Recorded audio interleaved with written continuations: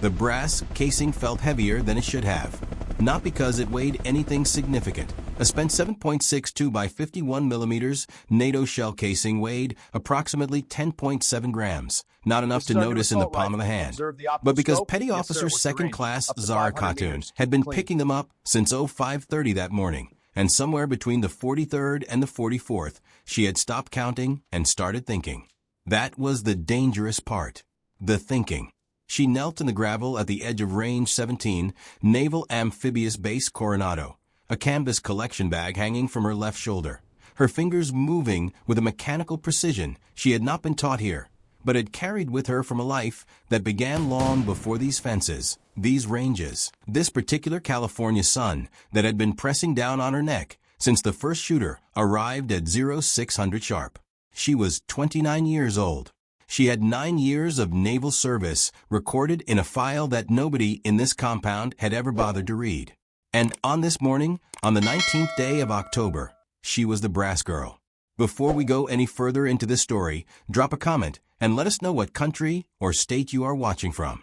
Because this story is about something that happens everywhere, in every institution, in every place where a person's worth gets decided by someone who never once looked past the surface. And if that has ever happened to you, you already know exactly where this is going. The candidates were assembled at the 300-yard firing line, 16 of them, all male, all physically large in the way that men selected for advanced SEAL training tended to be. Their M40A5 sniper rifles, bolt action, 7.62 by 51 millimeters, 24-inch stainless steel barrels, 10 pounds and 3 ounces each with optics mounted, were positioned on bipods in the prone position. They wore sage green combat shirts, khaki trousers, and the particular expression of men who believed they were exactly where they belonged. The morning light off the Pacific Ocean, a mile to the west, cut flat and silver across the range. Zara moved along the berms behind them with the collection bag. She was not supposed to watch the shooting. That was not in the duties outlined for range support personnel, grade E5, to which she had been administratively assigned 11 weeks ago after her previous unit, SEAL Team 3's Logistics Support Detachment, was restructured following a budget realignment. She was supposed to collect, log, and deposit. Collect the brass. Log the count in the range book. Deposit the casings in the marked bins near the range shed at the south end of the compound. She was not supposed to know that the wind off San Diego Bay was blowing 11 miles per hour at a 17-degree left to right oblique angle at the 300-yard line and 14 miles per hour at the same oblique at the 500-yard line, because the marine layer was burning off unevenly from east to west and creating a layered crosswind effect that the candidates had not been briefed on this morning. She knew it anyway. She knew it because her father had taught her to read mirage off warm asphalt at age 9, in a parking lot outside Fort Lejeune, North Carolina, with a 10-power spotting scope and a composition notebook, and the patience that only a man who had spent 14 years as a USMC scout sniper could bring to a Sunday afternoon lesson for a daughter who kept asking questions he could not bring himself to stop answering. Staff Sergeant Rashid Khatun, 2nd Battalion, 7th Marines, 1st Marine Division. 2 combat deployments to Iraq, 3 to Afghanistan. Awarded the Navy Cross for a single-handedly sustained engagement near Sanjin, Helmand Province, in 2014, in which he held an overwatch position for 11 hours under direct fire to protect the extraction of a wounded platoon. He had died not in combat, but in a car accident on Interstate 5 near Oceanside, California, in March of 2019, 27 days after his final retirement processing was complete. He had been 44 years old.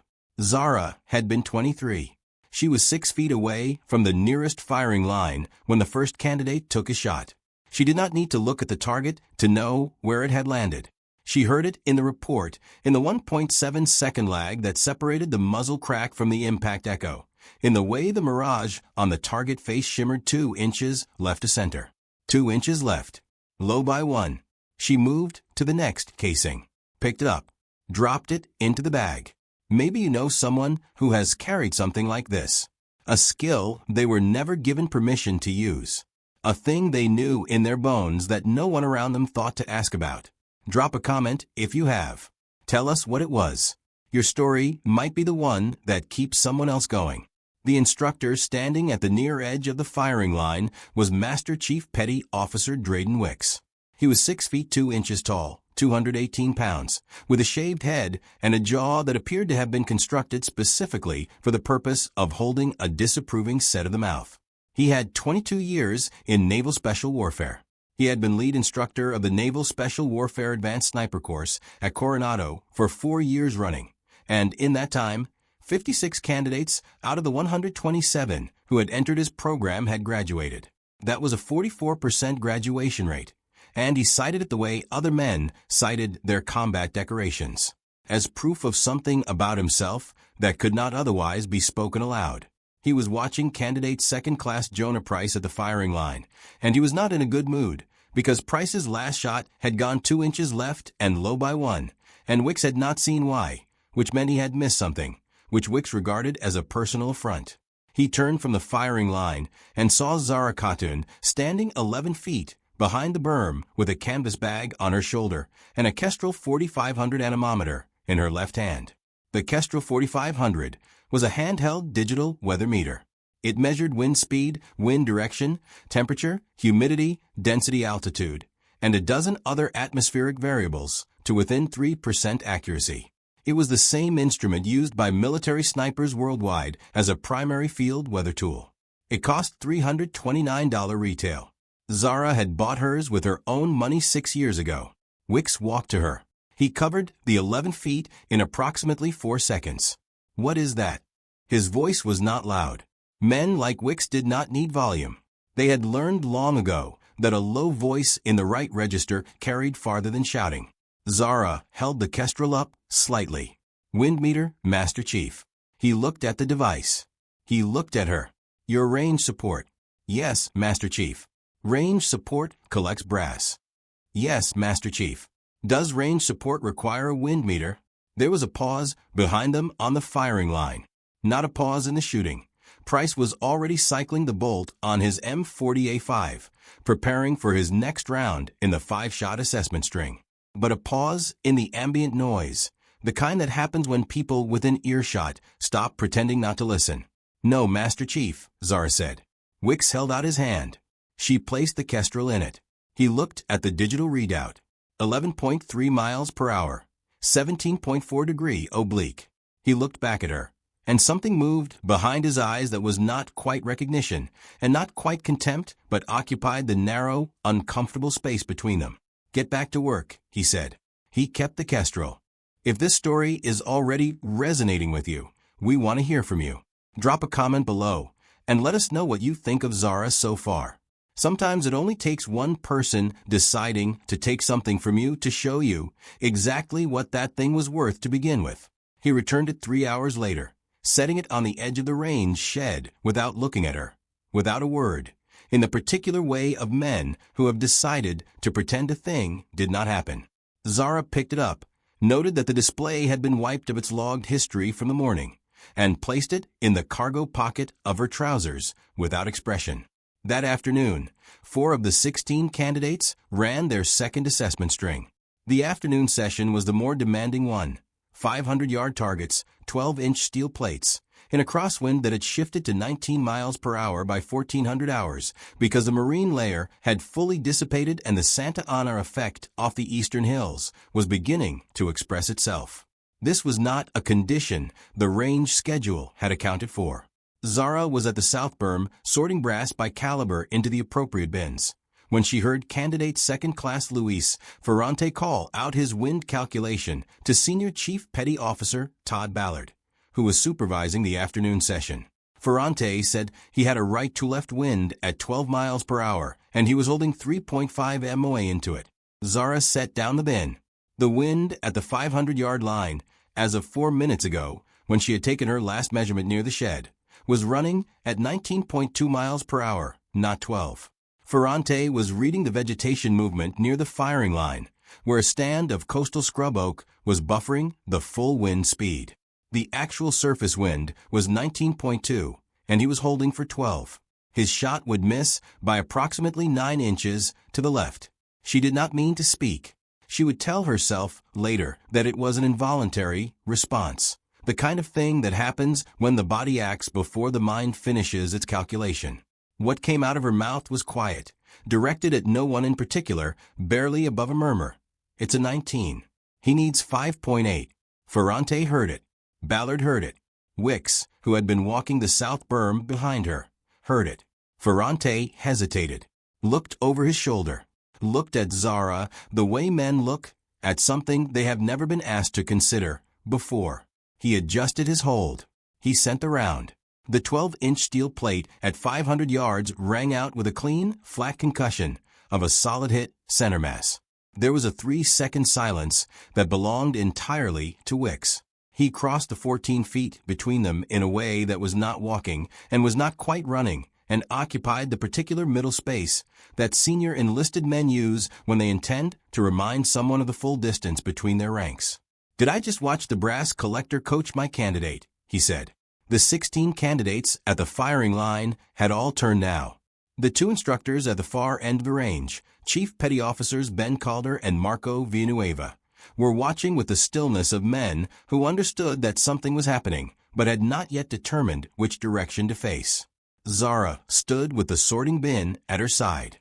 She met Wicks's eyes without blinking, which was either courage or a failure of self-preservation instinct, and at this particular moment, those two things were indistinguishable from each other. "I apologize, Master Chief," she said. "It was out of line." "Out of line," he repeated. He let that settle. "You want to know what I think about that?" "No, Master Chief." "I think," he said, stepping one pace closer, "that a person who picks up other people's garbage has a very specific role on this range. And that role does not include ballistic consultation." From somewhere near the firing line, there was a sound. It was not laughter exactly. It was the sound of men who are not sure whether to laugh, but have decided to direct their expressions toward laughter, because it is safer than the alternative. "You? A sniper." He did not say those exact words in that moment. He did not need to. He had said the equivalent in a different register, one that landed in the chest rather than the ears, and Zara Khatun absorbed it the way she had learned to absorb things at range 17, and before range 17, and long before that in a Navy that had not yet fully decided what she was. "We are going to pause right here and ask you something. Have you ever been in a room where someone decided what you were before you ever opened your mouth? Have you ever had a thing you knew, really knew, in the quiet and certain way that only comes from years of carrying it, dismissed by someone who did not know half what you did? Tell us about it in the comments. Because what happened next at range 17 was not a coincidence. It was an accumulation. And accumulations take time, and time takes witnesses. Wicks assigned her 3 additional duties the following morning. She was to be at the range shed at 0445, 1 hour before the first session, to sweep and inventory the equipment storage space. She was to remain on the range until 1900 hours, which was 1.5 hours past the official end of the training day. She was to complete the end-of-day range log manually, in addition to her collection and sorting duties. She did all 3 without complaint. The second day was the same. The third day, Wicks added a 4th additional duty, the cleaning and lubrication of 16 M40A5 rifles at the end of the shooting day, a task that was typically divided among the 4 assigned range maintenance personnel. She was to do it alone. She did. On the evening of the 4th day, she was completing the rifle cleaning detail in the armory shed, the last light going amber through the corrugated metal wall slats, when Seaman recruit David Pack appeared in the doorway.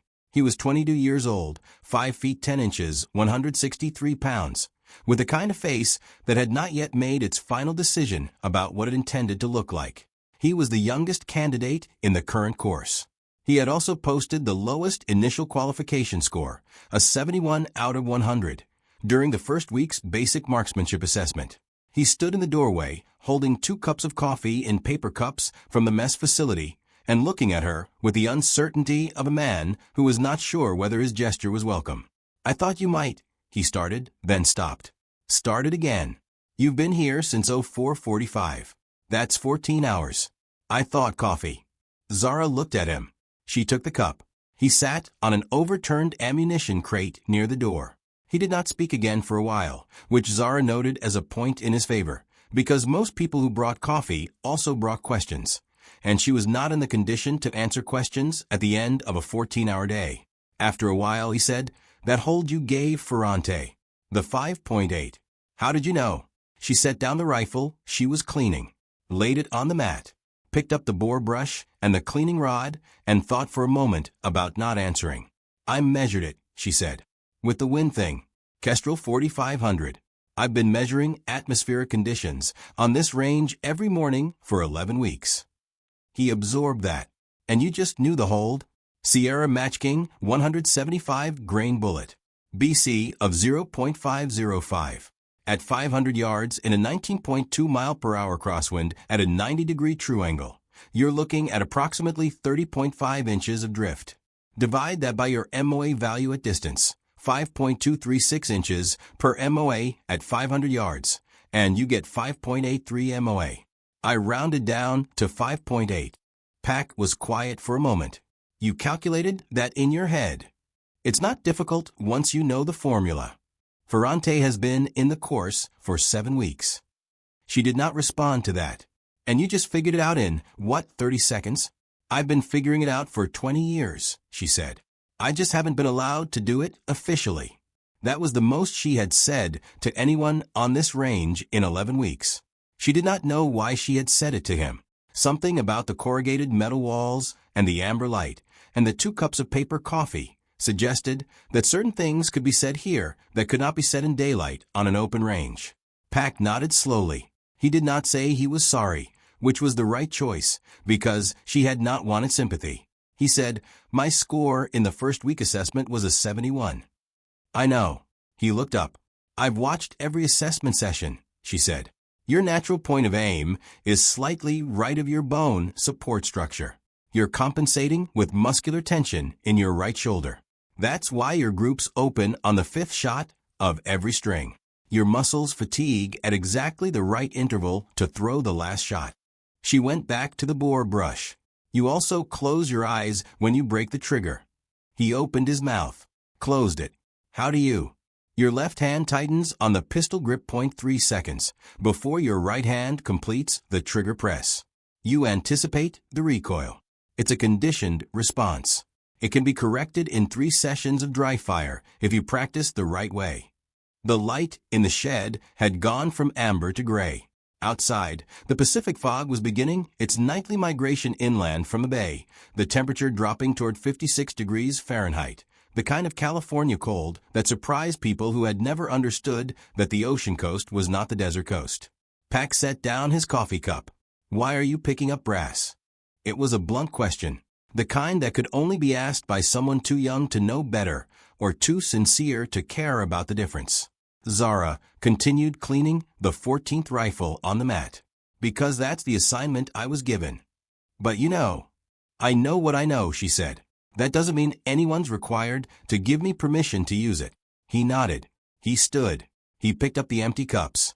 At the doorway he paused and said, "My father worked a loading dock for 22 years. He knew every shipping route on the East Coast better than any of the dispatch managers. They promoted 3 of those managers over him." He stopped. "Then, he told me once that the only thing worse than being unseen is being seen and then dismissed. Said the second one at least tells you you're real." He left. She sat with the 15th rifle and the cleaning rod and the gray Pacific fog pressing at the corrugated walls and thought about what it meant that a 22-year-old seaman recruit from Baltimore had just said the most accurate thing she had heard in 11 weeks. We want to stop here for a moment and say this. If you have ever felt that way, seen, and then dismissed, let us know in the comments. This story is for you. Drop a comment and tell us where you're watching from. The engagement on this video is what allows stories like Zara's to be told. So if you are here, make some noise. Your presence in this community matters more than you know. The weeks at range 17 settled into a rhythm that was punishing in its predictability. Wicks arrived each morning at 0545, reviewed the range schedule, conducted the pre-session instructor briefing, and began the training day with the particular authority of a man who had never questioned whether the authority was his. The candidates ran drills. The brass fell. Zara collected it. And every morning, without fail, She took her Kestrel readings at 4 points along the range: the 300-yard line, the 500-yard line, the 700-yard line, and the 875-yard terminal berm, and recorded them in a small composition notebook that she kept in the left breast pocket of her utility uniform, pressed against her sternum in the same position where her father had kept his own logbook for all 14 years of his service. Rashid Khatun's logbook was currently in the bottom of her sea bag in the enlisted barracks at NAB Coronado. It was a standard government-issue composition notebook, black cover, 100 pages, 70% filled with handwritten data entries in his precise block printing, the rest of the pages blank and waiting, as if he had always intended to come back to them. She had not opened it since November of 2019, 8 months after his death. She knew everything in it by memory. She had been reading it since she was 12 years old. On the 6th week of her range support assignment, a Thursday, the training day included a formal stalking exercise, the component of SEAL sniper qualification that assessed a candidate's ability to move undetected across open terrain, close within 200 yards of an observer position, and take 2 consecutive shots with the observer actively scanning for the shooter's position. Stalking exercises were, in Wix's own words, what separated precision shooters from actual snipers. 13 of the 15 remaining candidates. One had dropped from the course in week 4 due to a training injury. Another had been administratively removed in week 5 for a separate matter Zara had not been fully briefed on. Were assigned start positions at the 1,000-yard mark of the main training range, in terrain that consisted of low coastal scrub, sandy soil, patches of dried chaparral, and the kind of flat, heat-shimmering ground that hid nothing and revealed everything to an experienced observer. The exercise observer was Senior Chief Petty Officer Todd Ballard, positioned at the 200-yard mark with a 20-power spotting scope. The exercise began at 0730. By 0840, 7 of the 13 candidates had been identified and eliminated. Ballard was precise and merciless with the scope, calling out GPS coordinates with the flat efficiency of a man who had done this many hundreds of times before. There was no rancor in the eliminations, just the quiet, final authority of the observer calling. Candidate 7, position identified, exercise complete, and the candidate rising from whatever brush pile or terrain depression he had spent the last 70 minutes constructing his hide in, and walking back toward the staging area with the particular posture of a man recalculating something fundamental. Zara was at the 200-yard position not because she had been assigned there, but because her brass collection duties on this morning extended to the range shed at the base of the observer platform, and the observer platform was directly adjacent to where she needed to be. She was 17 feet behind Ballard when candidate Pack entered the final 300 yards of his stalk. She could see him. She could see him because she knew where to look, and because she had been watching for the past 37 minutes, and had tracked his movement by the tiny, barely visible disturbances in the mirage band above the scrub line rather than by any direct visual. He was moving at a pace of approximately 11 meters per hour, which was correct. His ghillie suit, the camouflage overgarment constructed from natural and synthetic materials to break up a human silhouette, was built around a base of local chaparral. And it was built well. Ballard had not found him. With 4 minutes left in the exercise clock, Pack reached his final position, 173 yards from the observer platform. He settled. Zara watched his breathing slow from the almost imperceptible movement of the ghillie material. She watched him acquire his target, a 12-inch square target panel on the platform railing. And then she watched something go wrong. He shifted his head 3 centimeters to the left to acquire a cleaner sight picture. 3 centimeters. The ghillie material over his right shoulder moved less than the width of 2 fingers. Ballard's scope tracked instantly. He found it in under 2 seconds.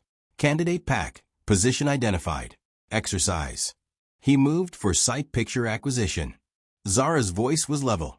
The ghillie breach was involuntary. He was at 173 yards with a clean target acquisition prior to the movement. There was a silence. Ballard turned from the scope. He was 41 years old, built like someone who had been welded together from institutional grievance and rigid protocol.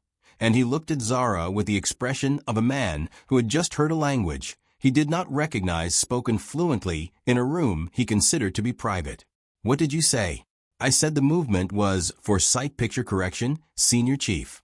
He held concealment for 38 minutes and closed to 173 yards. The breach was in the final positioning adjustment, not in movement or in approach.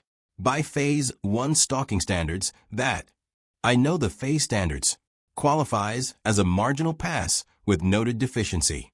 Ballard looked at her for 4 seconds. Looked at where Pack's position would have been, though Pack had already risen and was standing upright at the 173-yard mark. Looked back at her. Looked at the scoring sheet on his clipboard. He wrote something. He put the clipboard back under his arm. He did not tell her she was wrong. He did not tell her she was right, either. He turned back to the observer platform. The exercise continued. Pack's score that day was marked as marginal pass with noted deficiency, which meant he remained in the course. That evening, Wicks called Zara to the instructor's planning room, a 12-by-14 space at the south end of the range operations building that smelled of gun oil and old paperwork and the accumulated authority of men who had been making decisions in it for many years. He was behind the desk. Ballard was at the wall to his left. Chief Petty Officer Ben Calder was near the door, leaning against the doorframe with his arms crossed, and an expression that Zara could not fully read, something between deference and discomfort. Wicks let the silence settle for 7 seconds before he spoke. This was a technique. She had seen it applied to candidates. She understood it as a technique, which reduced its power from significant to mild. "You keep inserting yourself into operations that have nothing to do with your duties," he said. "I understand that, Master Chief." "Do you?" "Yes, Master Chief. Because from where I'm sitting, you have been on this range for 6 weeks. And in that time you have coached a candidate on his wind hold, you have disputed an observer's stalking evaluation, and you have been operating a precision weather instrument during working hours instead of performing your assigned duties. Does that sound like someone who understands?" She held his gaze. She could have lowered it. There would have been a tactical advantage in lowering it, in offering the body language of deference that the situation called for. But her father had once told her something at a firing range in North Carolina, when she was 11 years old and had just outscored the range master's son on a 300-yard steel drill. And the range master had looked at her father with an expression remarkably similar to Wicks's current one. Her father had said afterward on the drive home, "Baby girl, there are 2 kinds of looking away. There is the looking away that says you respect someone, and there is the looking away that says you have decided they are right. Do not confuse them. Not ever." "I understand my position, Master Chief," Zara said. "But I want you to know that I have been on this range for 6 weeks, and in that time I have measured atmospheric conditions at 4 observation points every morning and recorded them. I have watched every assessment session. I know the performance profile of every candidate in this course." Wicks was very still. "I am not confused about my duties," she continued. "But I am also not confused about what I know." From the doorway, Ben Calder shifted his weight. The shift was subtle, barely perceptible. But it was there. "What you know," Wicks repeated slowly, as if the phrase was a thing he was testing for structural integrity. "Yes, Master Chief." He leaned back in his chair. He looked at her for a long time, and in that long time she understood that something had changed in the room, had shifted from the territory of an administrative reprimand into something else, something more personal and therefore more dangerous. "You know," he said finally, and there was something in his voice now that she recognized as the beginning of contempt worn as amusement. "The Marine Corps Scout Sniper course at Pendleton has a 44% graduation rate. The course you are watching from the cheap seats, the course you think you have opinions about, washes out more than half of every class. Men who have been training their entire careers. Men who have been in combat. Men who understand what this profession actually demands." He paused. "And you are telling me that you, the brass girl, have something to offer." Ballard looked at the floor. Calder looked at his shoes. "You," Wicks said. His voice had gone almost gentle with it. "A sniper." The question was not meant to receive an answer. It was meant to end the conversation and redefine the terms of everything that came after. It was a question that arrived the way certain weapons do, not with a bang, but with a single clean, precisely placed impact. From somewhere outside the planning room's single window, the Pacific fog had arrived full against the glass, and the range lights beyond the window were turning it into something that looked like smoke. Yes, Zara Khatun said. A sniper. 3 seconds of absolute silence. Then, from the doorway, a sound. Not from Calder. From Ballard. And from somewhere behind Ballard, from the corridor where 2 of the course candidates had apparently been passing at the wrong moment and had stopped to listen. The sound began as a single exhale of disbelief and expanded into the particular laughter of people who have found something that confirms what they already believed. It was not a cruel laugh, in the immediate technical sense. It was the laugh of people who had already decided what the world contained and were relieved to find evidence that they were right. Zara did not smile. She did not look at the wall. She stood in the room with her hands at her sides, and she let the laugh move past her the way a shooter lets a crosswind move past before calling the final flag. Wicks looked at her with an expression she would think about for a long time afterward. It was not the expression she had expected. She had expected full contempt. What she saw instead was something more complicated, something that in a different man, in a different room, in a different institution, might have been the beginning of curiosity. "All right," he said. The laughter stopped. "All right," he said again. He leaned forward in his chair and folded his hands on the desk. "You want to be a sniper? Then be a sniper. I will give you exactly one opportunity, and that opportunity will be in front of every instructor on this compound, in front of every candidate in this course, and in front of whoever else happens to be on this base on the day I set it up." He let a half-second pass. "You will shoot the advanced qualification string. Unknown distances. No range data given. No coaching. No second chances." He tilted his head slightly. 3 targets. You put a round on all 3. I will personally sign your request to join this course. You fail to hit all 3. I never hear your assessment input on this range again. You perform your duties without improvisation. And this conversation never took place. He sat back. "You have 2 weeks to prepare." Zara looked at him. "Deal, Master Chief," she said. "If you are still watching, and we think you are, drop a comment right now." What do you think Wicks was actually afraid of? Because something in his eyes in that room was not just about authority. Something in there was older than this range, older than this course. And it was looking at Zara Khatun the way certain things look at the thing they most need to be wrong about. Tell us what you think. Drop your thoughts below. We read them. She spent the first of her 2 weeks of preparation in the way that she had always prepared for important things. Quietly, systematically, alone, and with her father's logbook open on the bunk in her barracks room. The logbook. She had not opened it in nearly 4 years. She had kept it in the sea bag because keeping it in the sea bag felt like keeping a door closed in a room where the furniture still remembered the person who had last arranged it.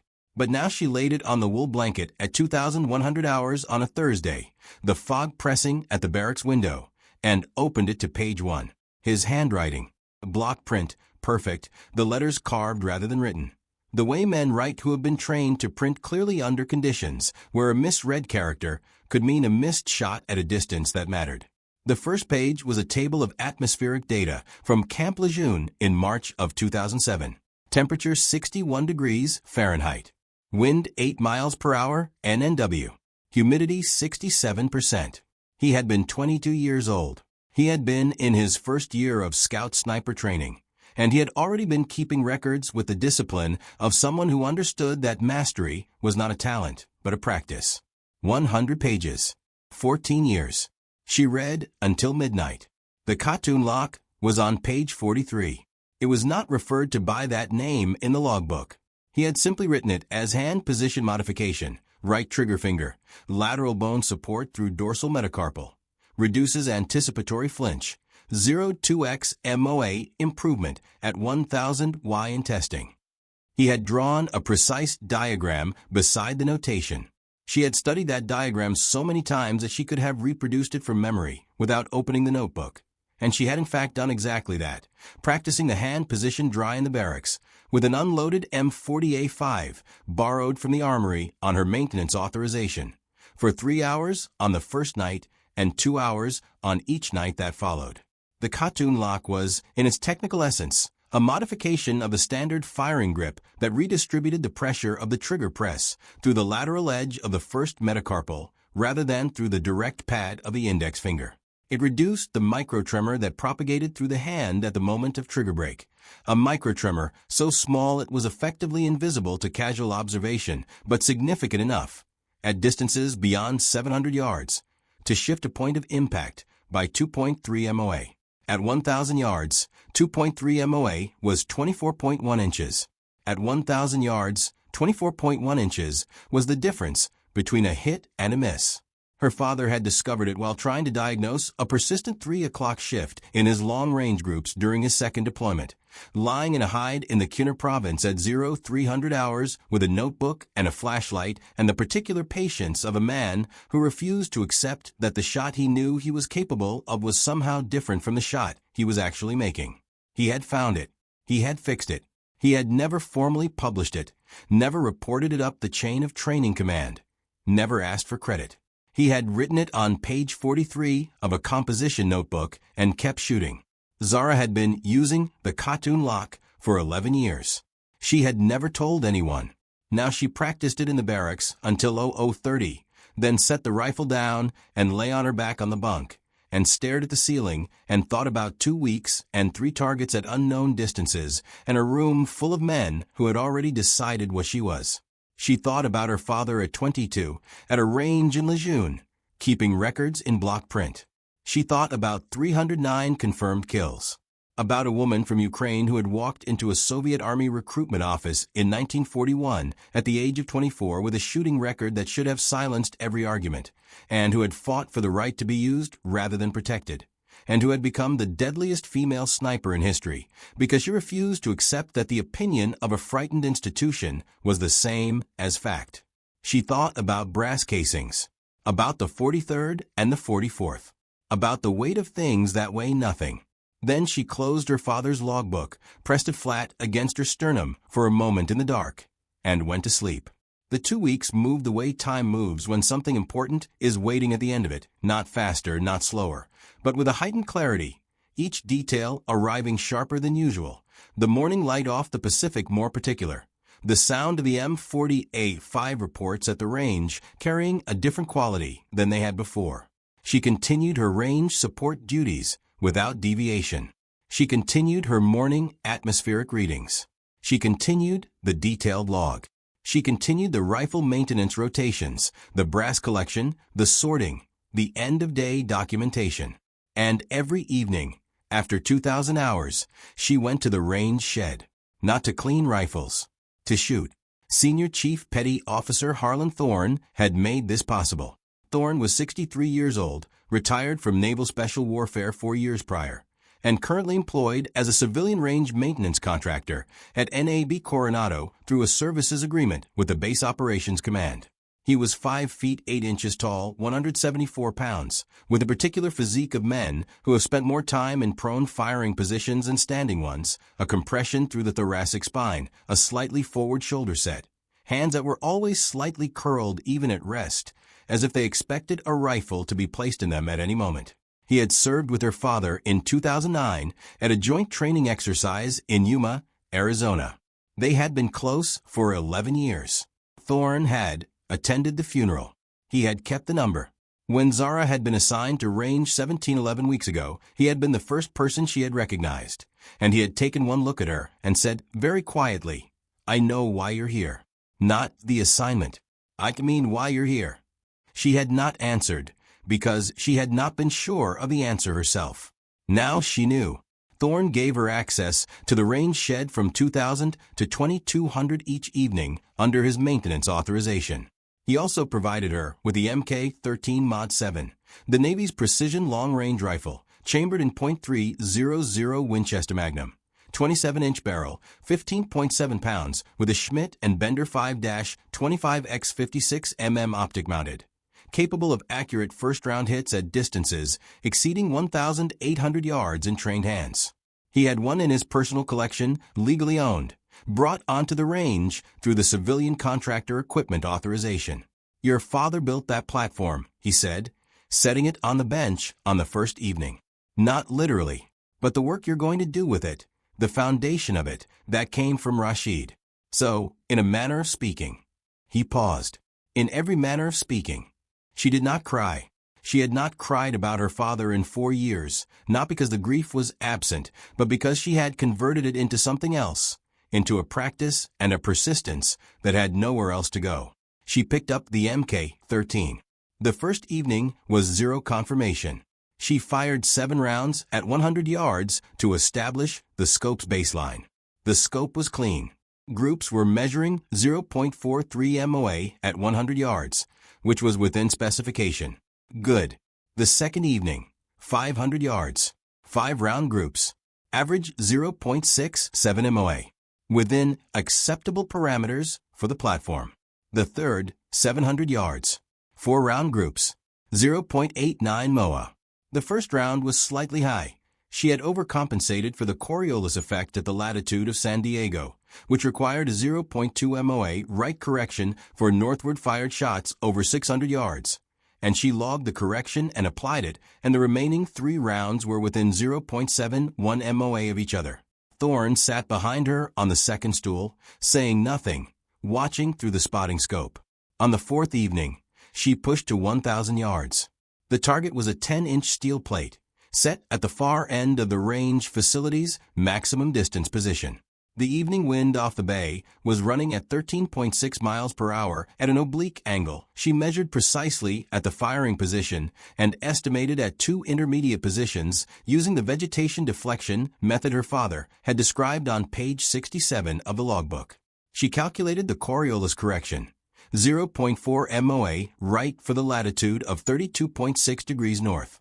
She applied the 1.1 MOA elevation correction for the Sierra Match King 220 grain .300 Win Mag projectile at 1,000 yards at an atmospheric density altitude of 83 feet above sea level.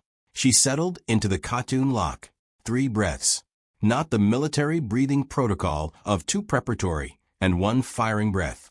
Her father's method, 3 full breaths taken slowly, each exhale releasing not just air but the accumulated tension in the spine, the shoulder, the hand, until what remained was not relaxed exactly, but still, the difference between a bowl of water at rest and a bowl of water with something beneath the surface deciding not to move. She broke the trigger. The .300 Win Mag round left the muzzle at 2,950 feet per second, carrying 3,800 foot-pounds of energy, and traveled 1,000 yards in approximately 1.1 seconds. The 10-inch steel plate rang. Thorne said nothing for 4 seconds. Then, center mass. He paused. Then, your father would have said the trigger brake was clean.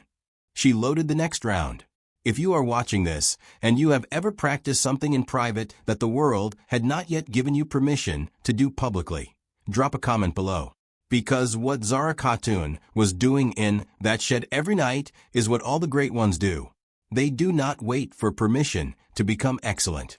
They become excellent first, and then they let the world catch up. Tell us in the comments, when did you first realize that you were better than the room you were in? By the end of the first week of preparation, she was shooting consistent 0.8 MOA groups at 1,000 yards with the MK-13. By the end of the 11th day, she was at 0.67 MOA at that distance. Her extreme long-range capability, the untested limit, the thing she had calculated but not yet confirmed, was approximately 1,800 yards, assuming the wind and atmospheric conditions held within operational parameters. The question was what Wicks would set for the 3 unknown distance targets. She spent time on this. She worked it the way her father had worked the problem of the Coriolis shift, systematically, empirically, from first principles. Wicks knew she had been operating at close and medium range on range 17. He did not know about the evening sessions. He would set targets at what he considered to be challenging, but not impossible distances for a range support personnel member with no official sniper training. He would likely open with something in the 500 to 800 yard range to establish confidence, then escalate.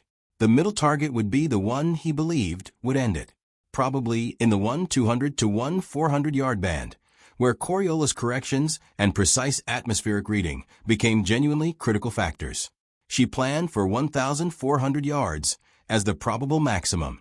She prepared for 1,800. On the evening of the 12th day, something happened that she had not planned for.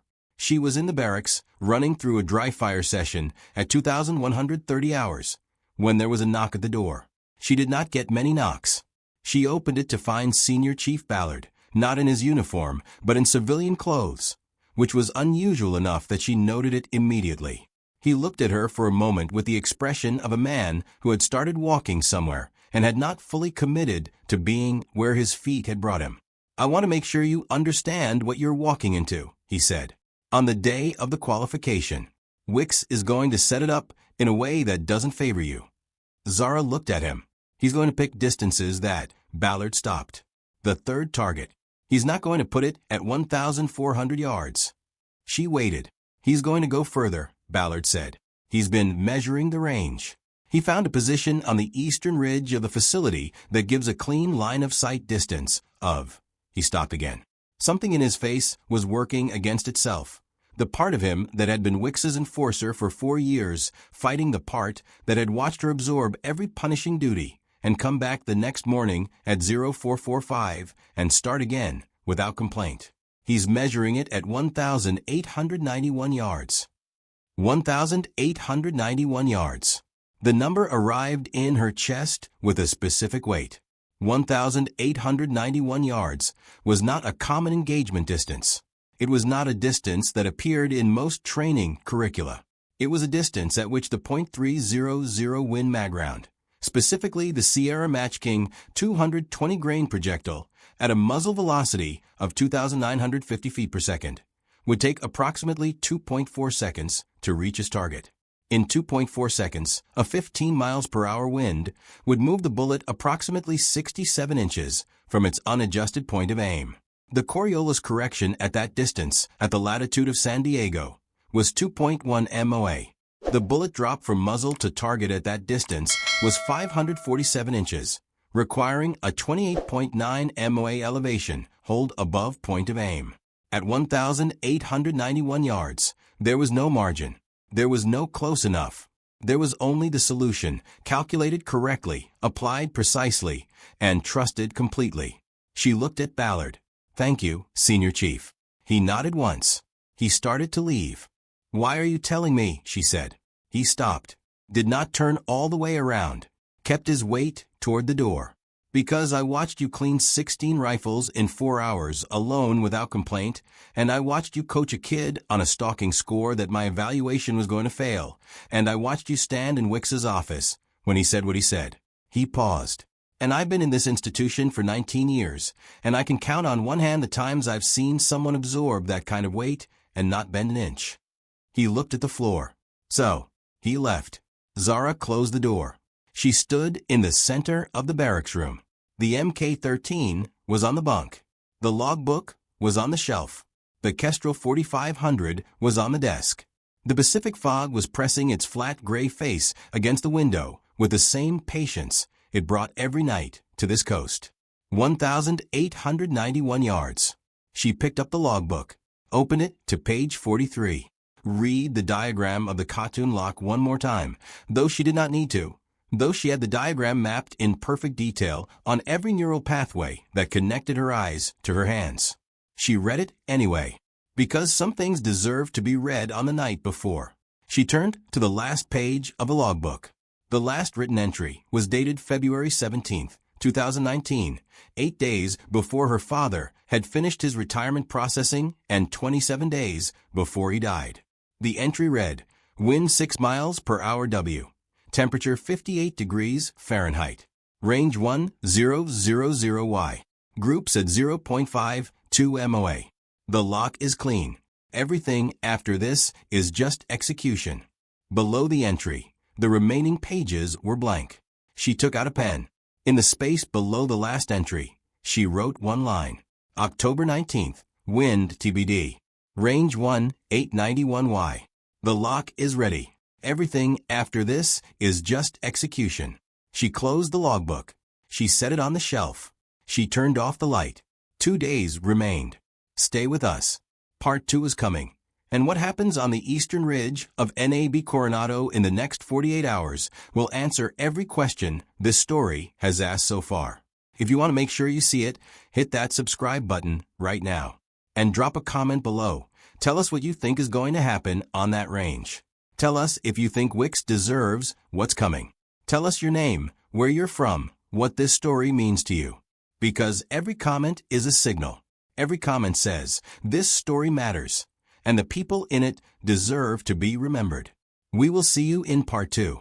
The day before the qualification, Zara did not go to the range shed. This was deliberate. The instinct was to shoot, to run another confirmation string at 1,000 yards, to log one more atmospheric dataset, to find one more variable to control and reduce. She recognized the instinct for what it was. Not preparation. Anxiety, wearing the clothes of preparation. Her father had written about it on page 78 of the logbook in a note that occupied 4 lines and said more than some men's entire training journals. The day before a shot that matters, do not shoot. The shot is already in you. Shooting again is just doubt wearing boots. She had read that at age 13 and not fully understood it. She understood it now. Instead, she sat in the barracks room from 1900 to 2100 hours and ran mental sequences. Not visualization in the casual sense, but the specific, technical, step-by-step reconstruction of each phase of the firing solution. The position, the natural point of aim, the bone support alignment, the respiratory pause, the Platoon lock settling through her right hand, the trigger press traveling from first contact to break in a clean, linear movement with 0 lateral deviation. She ran the sequence for 743 yards, for 1,127 yards, for 1,891 yards. She ran each one 7 times. At 2,100 hours, she set the Mk13 on the range of the bunk and checked the Schmidt and Bender 5-25x56mm scope one final time. She rotated the elevation turret to the 100-yard 0 position and confirmed the indicator mark. She rotated the windage turret to center and confirmed. She removed and replaced the scope caps. She set the rifle down. She went to sleep at 21:30. She was asleep when the door to the armory shed opened at 0030 hours, and a figure in civilian clothes crossed the 12 feet from the door to the rifle bench in the darkness, and spent 4 minutes at the Mk13 with a small L-shaped tool. The figure worked quickly, with the efficiency of someone who understood the equipment. The elevation turret was adjusted 4.2 MOA up from 0. A change subtle enough that a casual inspection would not catch it, but significant enough that at 743 yards it would lift the point of impact 31.2 inches above the intended target. The figure left. The door closed. The shed returned to silence, and the sound of the Pacific fog moving against the corrugated metal and the faint, persistent smell of Hoppa's solvent and CLP lubricant. The Mk13 sat on the bench in the dark, its scope adjusted to a lie. At 0430, Zara was awake. She was dressed at 0445, in her utility uniform, with the logbook in the left breast pocket and the Kestrel 4500 in the right cargo pocket, and the kind of calm that exists in the space between large decisions and their consequences, a calm that is not the absence of fear, but the product of having made a choice so completely that the fear has nowhere left to land. She went to the armory shed at 0500. She picked up the Mk13 and held it and looked at the elevation turret. The turret indicator needle sat at a position she had not left it at. She had left it at the 100-yard 0 mark. The needle now read 4.2 MOA above 0. The difference was small. The difference was, at any distance beyond 400 yards, catastrophic. She looked at the turret for 8 seconds. She could feel the intention behind it, the way you can feel the direction of a wind before the grass confirms it. She did not react to the feeling. She set the rifle on the bench. She took out her composition notebook, her own logbook, not her father's, a plain black cover that she had been filling with atmospheric data and firing solutions for 6 weeks, and she opened it to the page where she had pre-written the firing solutions for 3 target distances: 743 yards, 1,127 yards, and 1,891 yards. using the standard atmospheric model for NAB Coronado in October at 0700 hours. Temperature 61 degrees Fahrenheit. Humidity 73%. Density altitude 94 feet above sea level. With a 12 miles per hour baseline wind. She looked at the elevation solution for 743 yards. 8.6 MOA above 100 yard zero. With the scope tampered to read 4.2 MOA high. If she dialed the scope to her intended 8.6 MOA, the actual optical axis would be at 12.8 MOA above true zero. At 743 yards, that was 94.8 inches high. She would miss entirely. She did not dial the scope at all. She closed the logbook. She picked up the MK-13. She held it in the position that felt like returning to something rather than picking up something new. The 27-inch barrel balanced across the back of her left hand. The pistol grip warm under her right palm. The weight of 15.7 pounds distributed along the line of her forearm with the rightness of an object that has been held often enough to learn the specific geometry of the person holding it. The sabotage was real. But she had known every firing solution for these distances from memory for 6 days. No turret, no scope dial, only the reticle's internal reference marks, her calculated holdover values, and the Platoon lock and the 3 breaths and the absolute, inherited certainty that she had been doing this since she was 9 years old in a parking lot outside Fort Lejeune. She picked up her gear. She walked the range. The eastern sky above the Coronado Peninsula was showing the first specific gray of pre-dawn, the kind of gray that is not dark and not light, but the precise color of something that has not yet decided what it is. The temperature was 59 degrees Fahrenheit. The wind off the bay, which she measured at the range gate with the Kestrel, was 9.7 miles per hour from the southwest, oblique at 22 degrees. She noted it. She would remeasure at the firing line. The assembled group arrived at 0630. 15 candidates, all of them present, none of them required to be there, but all of them there. Chief Petty Officers Calder and Villanueva, both present. Senior Chief Ballard, present. For additional range safety personnel, whose names she did not know.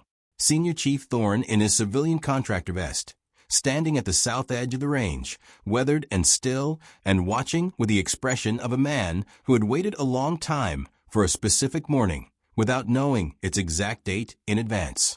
And Wicks, standing at the center of the firing line position with his arms crossed, and the particular posture of a man who has arranged a situation to his satisfaction, and is now waiting for it to confirm what he already knows. Rear Admiral James Calloway was not supposed to be there. He arrived at 0637 in a gray government vehicle with 2 aides and the unmistakable bearing of a man who commands Naval Special Warfare Command, responsible for all Navy SEAL and Special Warfare Combatant Craft crewman training in the continental United States, and who has appeared on a range at 0637 on a Tuesday morning because someone in his command has sent him information about what is scheduled to occur here. Zara noted his 2-star collar devices. She noted the way Wicks's posture changed microscopically when he recognized who had arrived. A single half-second stiffening in the shoulders, quickly controlled, quickly replaced with the practiced composure of a master chief who has been in front of flag officers many times and will not be unsteadied by the presence of one now. Calloway did not introduce himself to Zara. He did not acknowledge her specifically. He walked to the left edge of the firing position, 27 feet from the firing line, and he stood there with his aides and he watched. No questions. No ceremony. He was there to observe. If you are with us right now, drop a comment. Tell us what you felt when that vehicle arrived. Because sometimes the universe sends a witness exactly when it needs to send one. And sometimes that witness arrives in a gray government car at 0637 on a Tuesday morning and changes the meaning of every single thing that is about to happen. Let us know you're here. Wicks cleared his throat. The exercise, he said, his voice carrying the full register of 22 years of command authority, is a 3-target unknown distance qualification string. Petty Officer Second Class Platoon will fire 1 round at each target. No ranging. No data provided. No coaching. He looked at Zara. The targets are steel plates. A hit anywhere on the plate counts. A miss ends the exercise. He paused. 3 targets. 3 rounds. Do you understand the terms? Yes, Master Chief. Mount up. She carried the Mk-13 to the prone firing position, a standard bipod setup on a flat shooting mat, sand-colored, positioned at the center of the mark firing line. She settled into the prone. She adjusted the bipod legs 1.3 centimeters shorter on the right side to compensate for the 2-degree lateral slope of the range surface. She established her natural point of aim by closing her eyes, settling into the position, and opening them to find where the reticle fell without muscular correction. She adjusted her body position twice, each adjustment small, until the reticle floated to center without effort. She did not touch the elevation or windage turrets. The Kestrel at the firing position read 11.2 miles per hour from the southwest. The oblique angle had increased to 27 degrees. She logged it. She revised her windage hold from 2.1 MOA to 2.4 MOA, left or right, applied using the internal reticle hash marks of the Schmidt and Bender rather than the turrets. Wicks walked to the range officer position 15 feet to her right. First target, he said. Distance unknown. The target will be exposed for 60 seconds. A red flag dropped at a position 743 yards downrange. The target, a 12-inch circular steel plate, was revealed. 743 yards. She had calculated for this. At 11.2 miles per hour at 27-degree oblique, the effective crosswind component was 5.1 miles per hour. For the Sierra Match King 220 grain .300 Win Mag projectile at 2,950 feet per second muzzle velocity, that produced 8.3 inches of wind drift at 743 yards.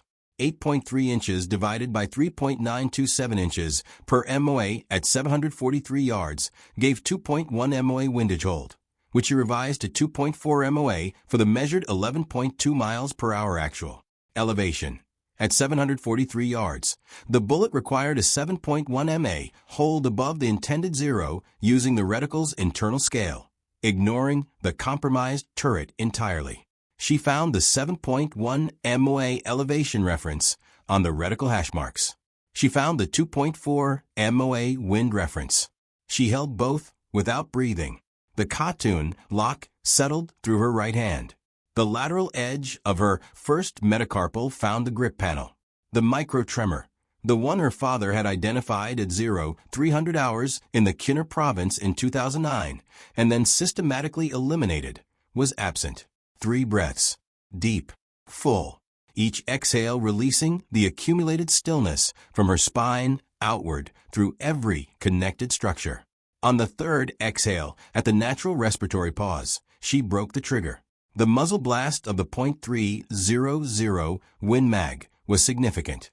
It was always significant, a physical pressure wave that moved through the chest cavity and reminded the shooter that they were conducting a conversation between physics and geometry at a velocity that left very little room for imprecision.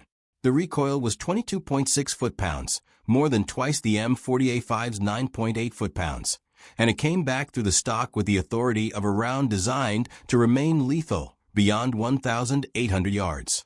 She was already calling the shot before the reticle returned from recoil.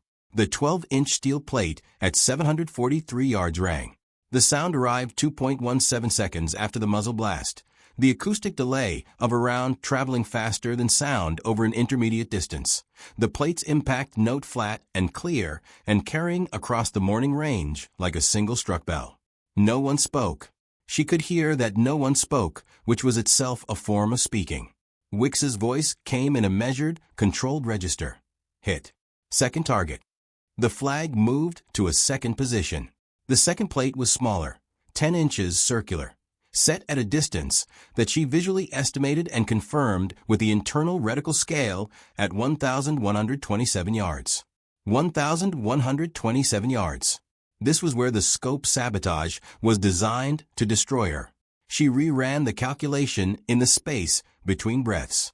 At 1,127 yards, the .300 Win Mag round required 14.8 MOA of elevation above the 100-yard zero. If she tried to use the compromised turret, which was already 4.2 MOA above true zero, she would miscalculate by the full offset and send the round 47.1 inches above the plate. If she dialed the turret to what she believed was 14.8 MOA, she would actually be at 19.0 MOA, a catastrophic error at this distance. She was not using the turret. She was using the reticle. She found the 14.8 MOA elevation hash mark on the internal reticle scale. The wind at 1,127 yards required a 3.6 MOA windage hold, based on the measured 11.2 miles per hour crosswind and the projectile's drift characteristics at that distance, as she had memorized them from the ballistic table on page 11 of her logbook. She applied it. The Coriolis correction at 1,127 yards, at latitude 32.6 degrees north, for a round fired due east along the range azimuth, was 0.7 MOA. She added it to the wind hold, bringing the total lateral correction to 4.3 MOA. She found that mark on the reticle. She settled into the Platoon lock. The wind had shifted 3 degrees in the 90 seconds since her last Kestrel reading, which she tracked by the deflection of a single strand of dried grass at the 600-yard intermediate point. She adjusted 0.2 MOA in her mental hold. 3 breaths. On the third exhale in the natural respiratory pause, she broke the trigger. The .300 Win Mag left the barrel. 1.34 seconds of travel time. The 10-inch steel plate at 1,127 yards rang. Flatter than the first, more resonant. The sound of a smaller plate struck with the full energy of a round that had not lost its authority in the crossing. Dead center. Chief Petty Officer Ben Calder, who was behind the spotting scope at the range officer position, called the impact without being asked to, his voice slightly different from what it had been when he arrived on the range this morning. Hit. 11 o'clock, approximately 1 inch from center. Wicks did not respond immediately. He was looking at the range at the distance, and then at the Mk-13, and then at the turrets of the Schmidt and Bender scope, which had not moved since Zara had shouldered the rifle. His jaw was set with a particular tension that was not his usual authority. It was the tension of a man whose plan has not worked and who is now recalculating. From 27 feet to the left, Rear Admiral Calloway said nothing. He was watching with the stillness of a man who has decided to receive information before rendering judgment, which was the most dangerous kind of stillness in a room full of people who were still in the process of deciding what they believed. If you can feel what is building right now, drop a comment. Tell us what you are feeling in this moment, because every single person on that range was feeling it too. The particular electricity of a thing that was supposed to go one way, beginning to go another. Some of them expected it. Some of them refused to expect it. All of them felt it. Tell us your thoughts below. Third target, Wick said. His voice was controlled. It was the most controlled it had been all morning, which meant the effort of control had increased significantly. The flag at the far end of the range moved to a third position. Zara had calculated 1,891 yards from Ballard's information. What she saw through the reticle confirmed it, a 12-inch steel plate on a stand at the base of the eastern ridgeline, at a distance that placed it at the absolute boundary of what the range facility's geography allowed, on the far side of the vehicle access road, beyond the 1,400-yard marker that was the listed maximum firing distance for standard qualifications. Wicks had gone outside the listed parameters. He had done it deliberately. She understood that. He had set a target at a distance that had never been used in a qualification exercise on this range, at a distance that the course manual did not include in its assessment criteria, at a distance that, had a candidate proposed shooting at it, would have been dismissed as operationally excessive and outside the training envelope. He had set it because he was certain she would miss it. He was certain she would miss it because he had never seen her shoot at this distance. He had never seen her shoot at any distance. He had seen her pick up brass. He had seen her hold a kestrel in a manner that irritated him. He had, in his certainty, missed everything else. Zara did not move the rifle. She breathed. The distance to the third target. She now verified it precisely using the mil-dot reticle ranging formula against the known 12-inch plate diameter. Was 1,887 yards. 4 yards shorter than Ballard's estimate. She revised her firing solution without changing her expression. At 1,887 yards. The .300 Win Mag 220 grain Sierra Match King projectile at 2,950 feet per second muzzle velocity would require 29.1 seconds of flight time. No, 2.51 seconds, not 29.1. The sequence of digits arriving correctly as she ran them. In 2.51 seconds at the current 11.2 miles per hour crosswind at a 27-degree oblique, the effective drift would be 67.3 inches. Divided by 1.047 inches per MOA at 1,887 yards. The windage hold was 5.7 MOA. The Coriolis correction at this distance and latitude added 2.1 MOA right, bringing the total lateral hold to 7.8 MOA right. Bullet drop at 1,887 yards.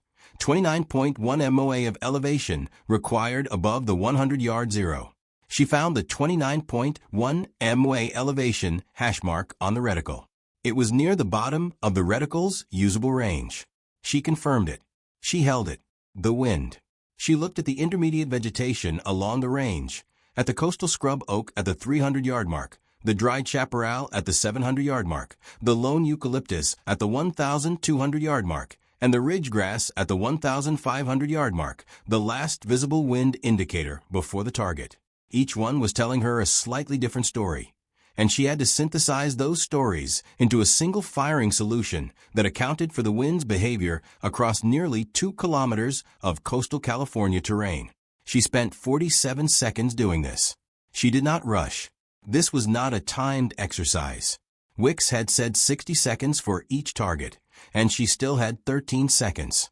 She did not need 13 seconds. She needed 5. She found the 7.8 MOA lateral hold on the reticle.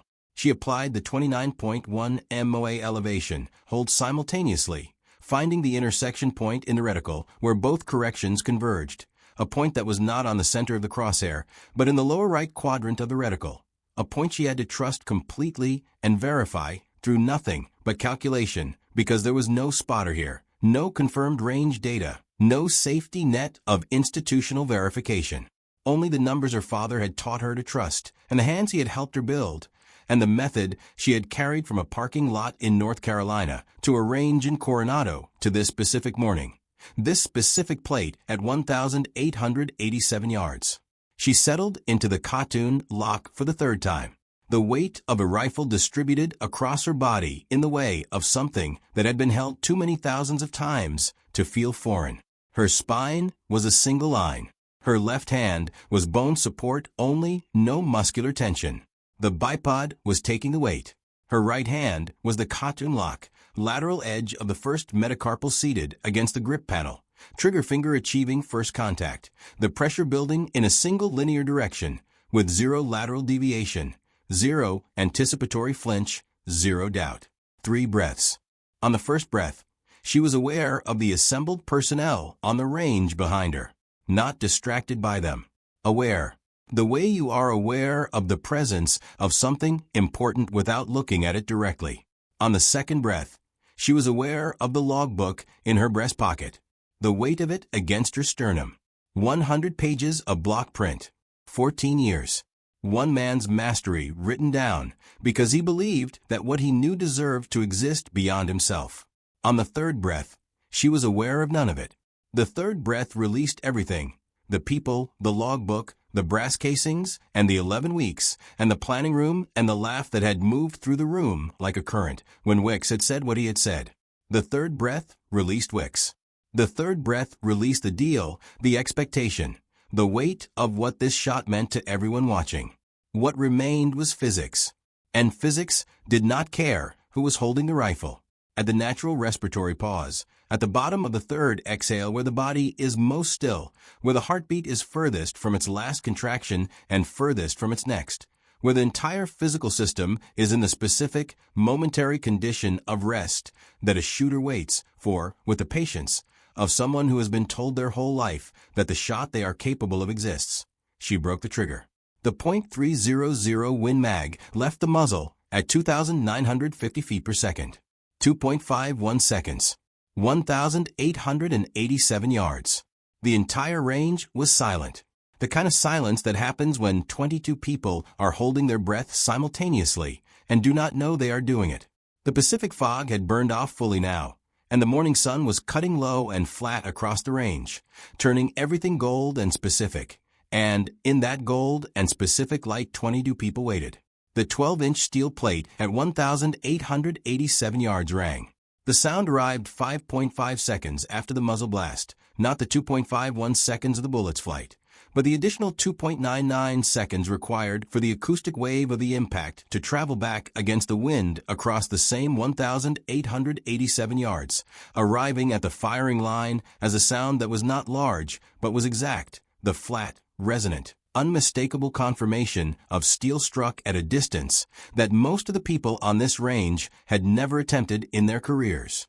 Ben Calder had his eye to the spotting scope. He did not call the impact immediately. He looked for 3 seconds. His face, which was visible in profile from where Thorne stood at the south edge of the range, ran through a sequence of expressions that began with professional confirmation and ended with something that was not a professional expression at all. "Hit," he said. His voice was not the same voice it had been when he arrived. "Center mass. Approximately 1 inch from center." He paused. Then, quietly, almost to himself, at 1887 yards. No one spoke for 4 seconds. Wicks was standing with his clipboard at his side, and his jaw at the particular set of a man whose certainty has just been displaced by evidence, and who has not yet completed the internal negotiation between what he believed and what he has been shown. He was looking downrange at the target.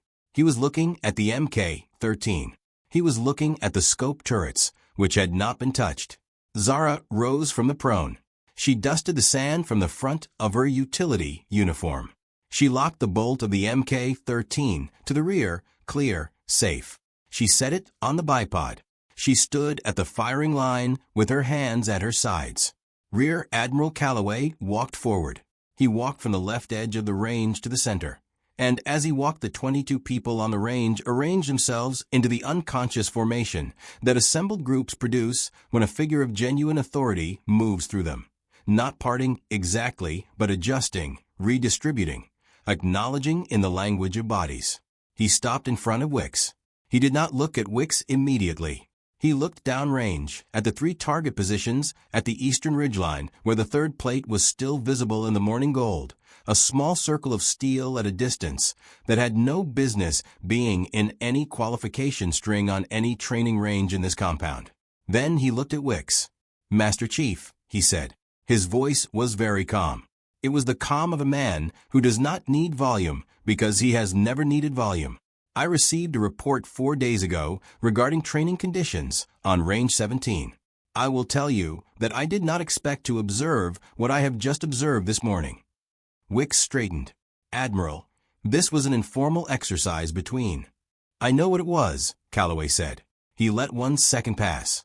"I also know that the scope on that rifle was adjusted 4.2 minutes of angle from 0 at approximately 0030 this morning.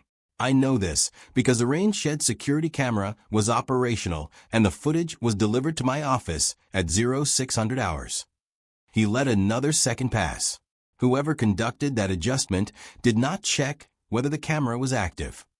The silence that followed was a different kind of silence from the one after the third shot. The first silence had been awe. This silence was reckoning. Wicks did not look at Ballard. The deliberateness of not looking at Ballard was itself a form of looking. Calloway turned from Wicks. He turned to Zara. He looked at her the way admirals look at things they have decided to take seriously, which is differently from how they look at everything else, without the administrative remove, without the rank filtering that most senior officers apply to the world below them.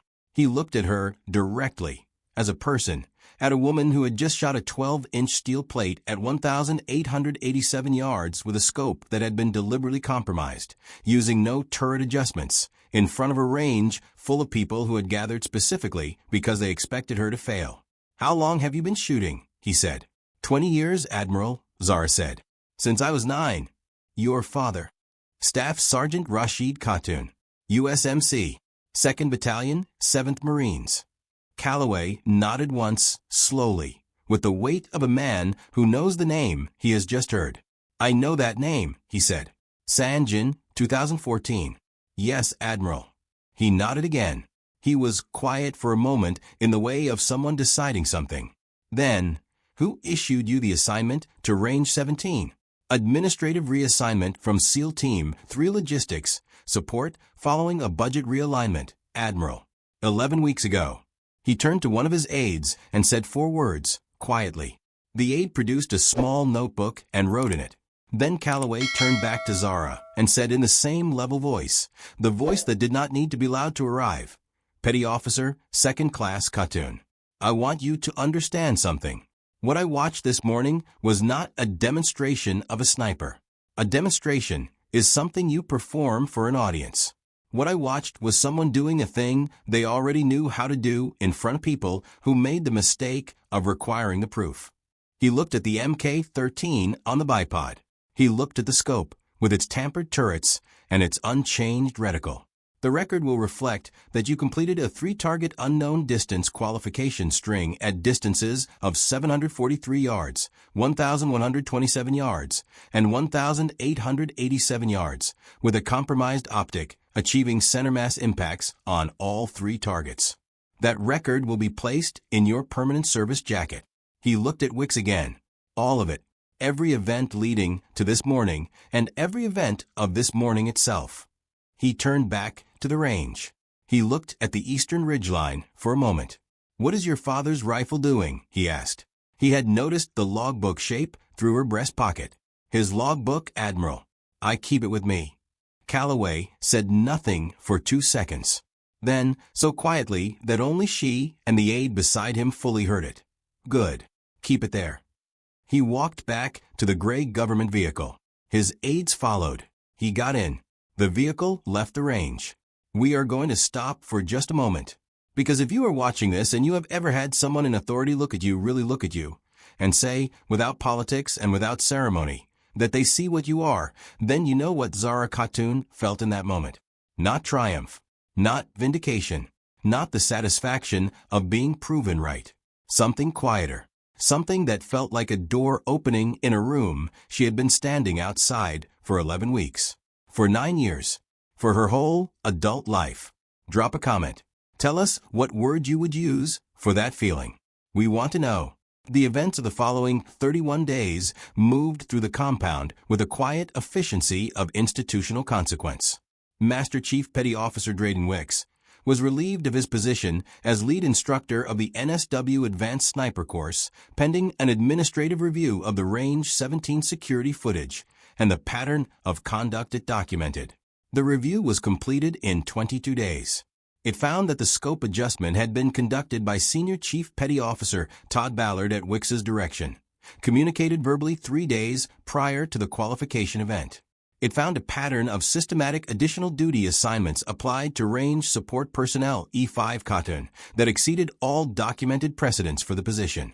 It found 18 incidents of intimidation through the exercise of command authority. Wicks's relief was confirmed. He was transferred to a non-instructional administrative post at Naval Station Norfolk. Ballard received a formal letter of reprimand, a reduction in rank from Senior Chief to Chief Petty Officer, and reassignment to the recruit training pipeline at Great Lakes, Illinois. These were the facts. They were clean and institutional, and they existed in official documents that would follow both men through the remainder of their service. Zara was not told any of this directly.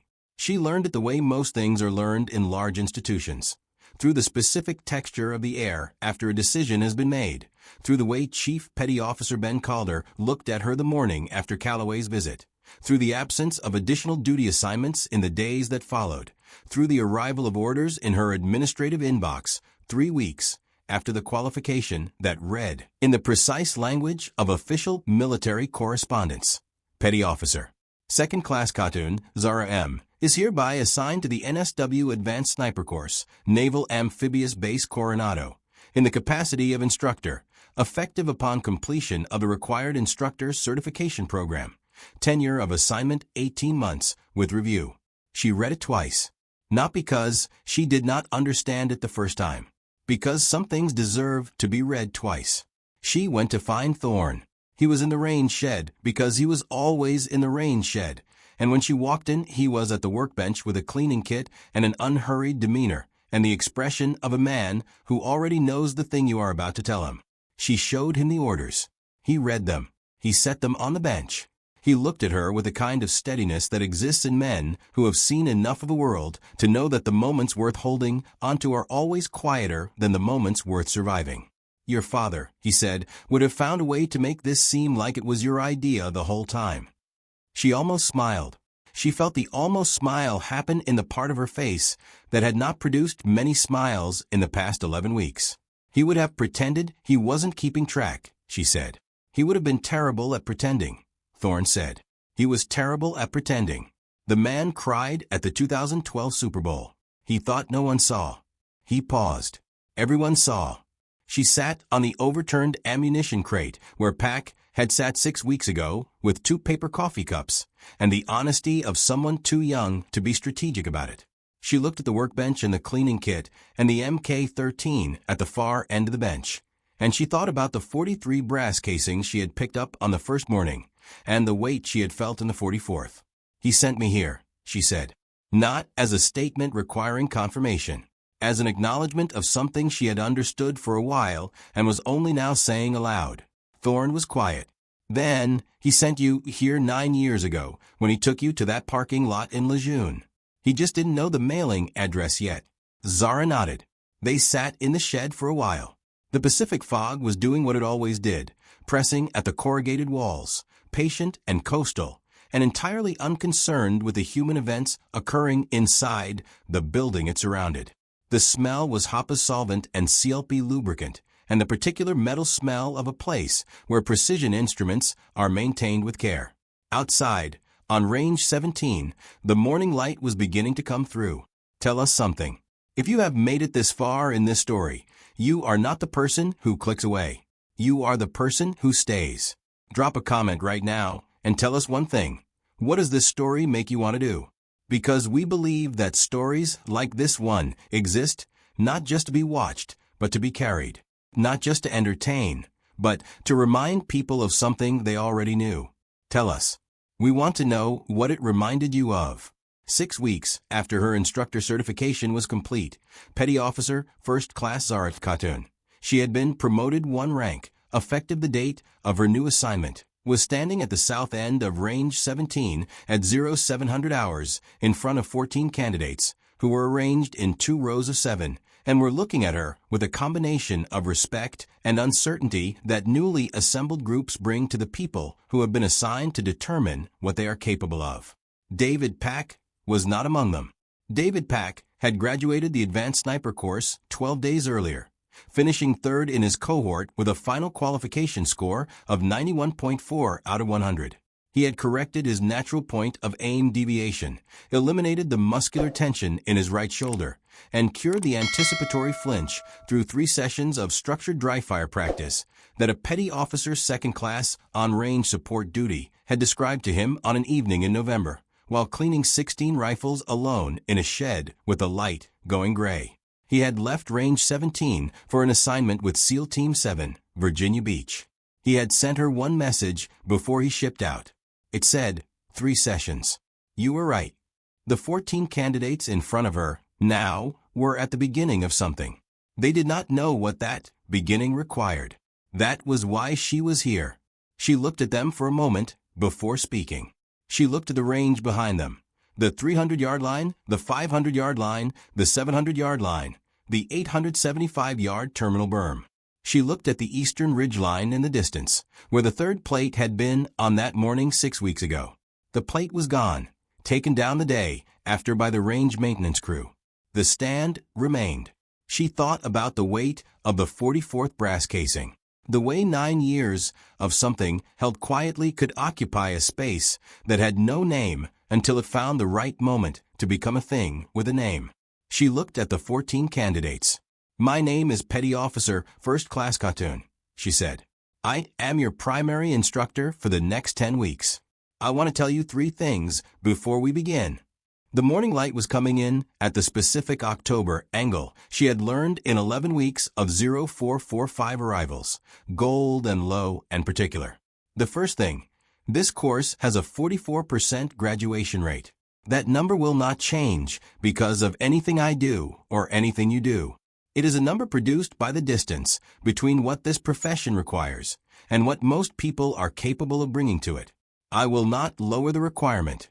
I will not change the number. She paused.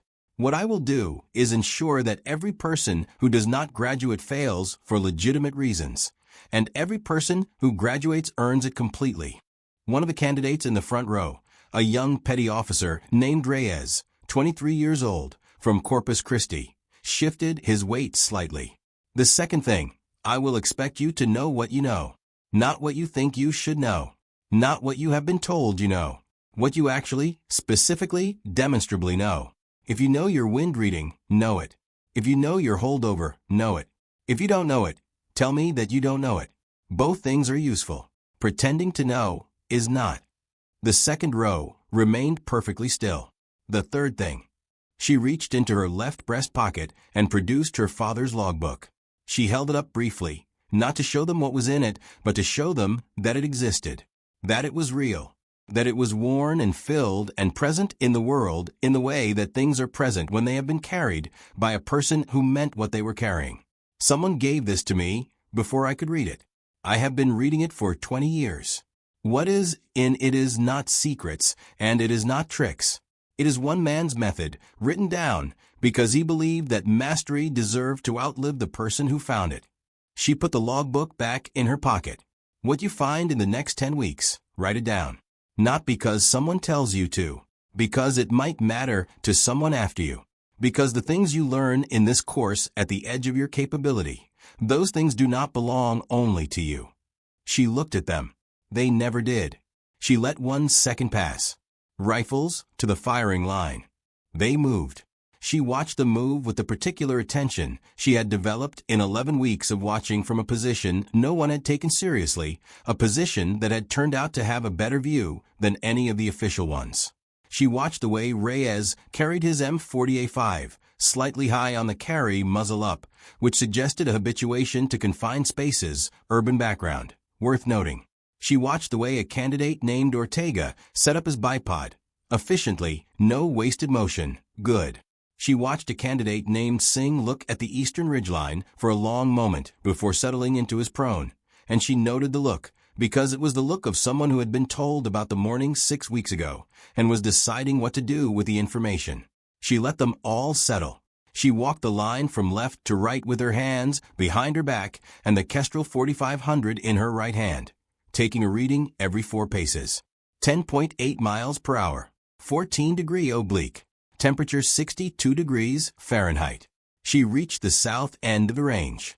Beside the range shed, on the ground near the bin, where she had spent 11 weeks sorting brass by caliber, there was a single spent 7.6 2x51mm NATO casing she had left there deliberately this morning. She had set it there at 0445 when she arrived, placed it carefully, standing end down on the gravel. She picked it up. It weighed 10.7 grams. It had always weighed 10.7 grams. It had weighed that much on the first morning when she had picked up the 44th one and felt something that had no name for a while, and it weighed the same now, in a hand that had since then placed 3 rounds on 3 steel targets at distances that this range had never previously measured. Nothing about the object had changed. Everything about the hand holding it had changed. She looked at it for a moment.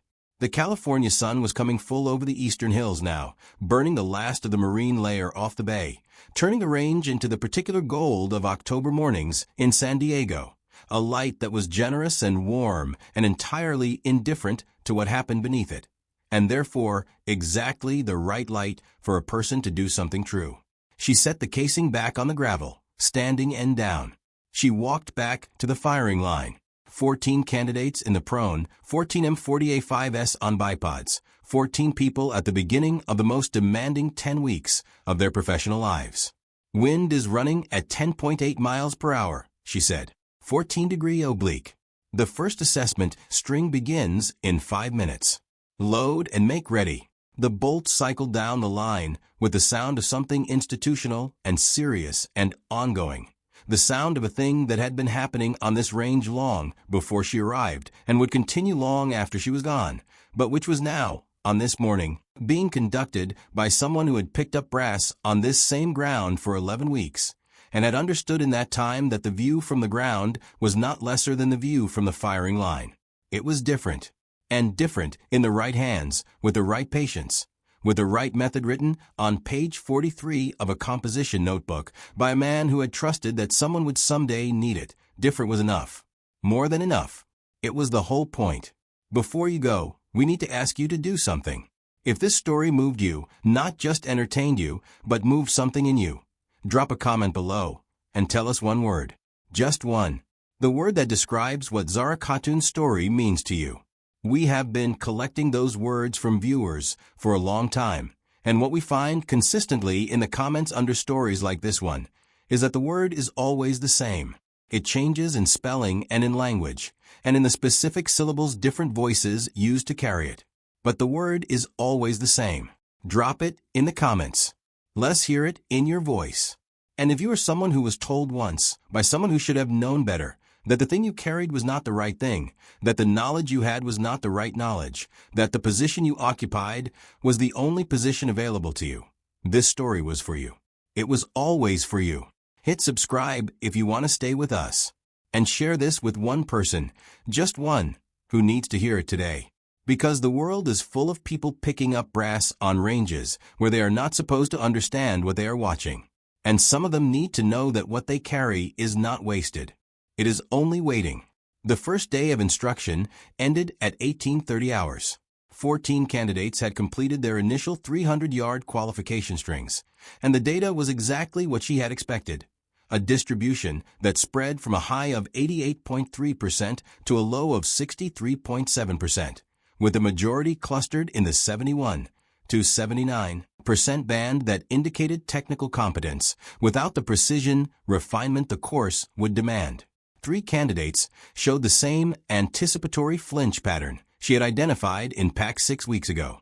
She noted all 3 names. She noted their exact flinch signatures, the half-second grip tightening, the microscopic shoulder elevation, the closed eye tell that most instructors missed because they were watching the target instead of the shooter's body. She watched the shooter's body. She had always watched the shooter's body. By 1900 hours, the range was cleared. The brass was sorted, a different petty officer on range support duty doing it now, a young man named Torres, who moved through the task with the efficiency of someone who had been told it was important without being told why.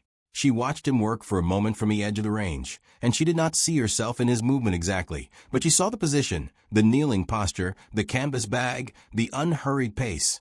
And the position was familiar in the way of rooms you have lived in and left and occasionally stand outside of. Not with regret, but with a specific recognition of someone who understands what a place required of them and knows that the requirement was not wasted. Torres looked up. He saw her watching. He straightened slightly. "Good work," she said, and walked back toward the range operations building. Thorne was in the shed when she passed. He was locking the MK-13 into its transit case with the deliberate care of someone performing a final task. She stopped in the doorway. He looked up. "My contract renewal came back," he said. "They reduced the scope of the maintenance authorization. Budget cycle." He latched the case. "I'll be off the compound by the end of November." She looked at him. Thorne in the corrugated shed, with the hoppus smell and the gray metal walls, and the late light coming through the western slats in flat orange bars. He looked exactly the same as he had looked on the first morning she had recognized him, 9 weeks ago. Compressed through the thoracic spine, slightly forward shoulders, hands that were always slightly curled. The man who had known her father for 11 years. The man who had unlocked a shed at 2,000 hours so that a petty officer on range support duty could confirm at 1,000 yards what she already knew. "Harlan," she said. She almost never used his first name. He looked at her with the steady expression of a man who has already completed the internal work of accepting a thing and does not require the conversation to be harder than it needs to be. "Your father would have had 17 things to say about this moment," he said. "All of them extremely specific, and most of them slightly embarrassing." He paused. "I only have one thing." She waited. "You were always the answer," he said, to everything he worried about. All the things he carried about, whether what he knew would go past him, whether it would make it somewhere beyond him. You were always the answer. He just didn't live long enough to watch you prove it. He picked up the transit case. I watched it for him. That's all. He left the shed. She stood in the space he had occupied for a moment. The western light through the slats was going from orange to red, the particular end-of-day California light that did not apologize for being beautiful in the middle of serious things. She stood in it and let it be what it was. Then she sat on the overturned ammunition crate, and she took the logbook from her breast pocket, and she opened it. Not to page 43. Not to the atmospheric data from Camp Lejeune in 2007. Not to the wind readings and the firing solutions and the 14 years of block print precision that her father had trusted to paper because he believed it deserved to exist beyond himself. She opened it to the page after the last entry. The page where she had written 2 nights before the qualification. October 19th. Wind TBD. Range 1, 891Y.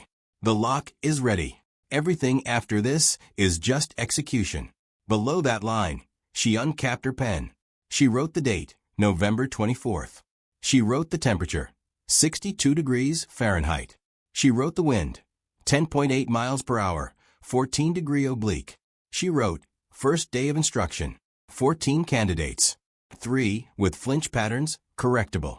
Range 17, NAB Coronado. Everything forward from here.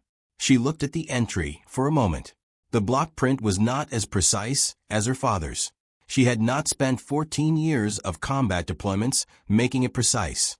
But it was exact, and it was specific, and it was written in the same notebook on the next page after his last entry, with the same intent, to put a thing down that deserved to outlive the person who found it. She capped the pen. She pressed the logbook flat against her palm, both hands around it, the way you hold something that is simultaneously a finished thing and a beginning thing, that is both an inheritance and a forward motion, that weighs exactly what it weighs and also everything it represents. And those 2 weights are not the same, but they are both real. She put it back in her breast pocket. She walked out of the shed into the last of the orange light, across the gravel of range 17, past the 300-yard line and the brass bins and the east-facing berm, where she had knelt for 11 weeks with a canvas bag and a kestrel and 20 years of something that no one in this compound had thought to ask about.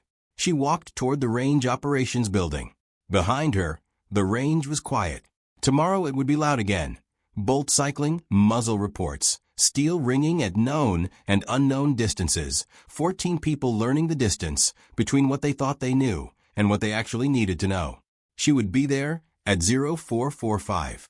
She was always there at 0445.